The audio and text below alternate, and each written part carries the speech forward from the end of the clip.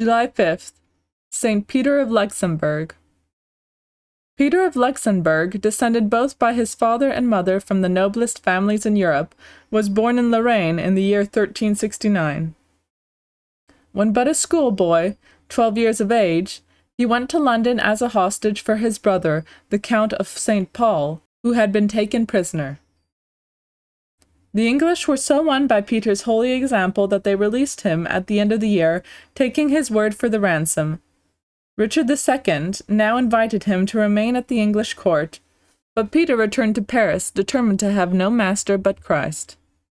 At the early age of 15, he was appointed on account of his prudence and sanctity Bishop of Metz, and made his public entry into his see barefoot and riding an ass. He governed his diocese with all the zeal and prudence of maturity, and divided his revenues in 3 parts, for the church, the poor, and his household. His charities often left him personally destitute, and he had but 20 pence left when he died. Created Cardinal of St. George, his austerities in the midst of a court were so severe that he was ordered to moderate them. Peter replied, "I shall always be an unprofitable servant, but I can at least obey." 10 months after his promotion, he fell sick of a fever and lingered for some time in a sinking condition, his holiness increasing as he drew near his end. St. Peter, it was believed, never stained his soul by mortal sin, yet as he grew in grace, his holy hatred of self became more and more intense. At length, when he had received the last sacraments, he forced his attendants each in turn to scourge him for his faults, and then lay silent till he died. But God was pleased to glorify his servant. Among other miracles is the following.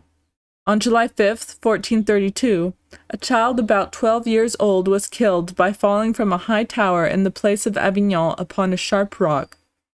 The father, distracted with grief, picked up the scattered pieces of the skull and brains, carried them in a sack with the mutilated body of his son to St. Peter's shrine, and with many tears besought the saint's intercession.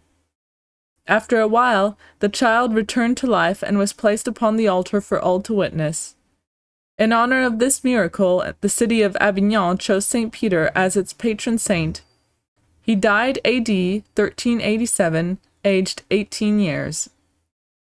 Reflection. St. Peter teaches us how by self-denial, rank, riches, the highest dignities, and all this world can give, may serve to make a saint.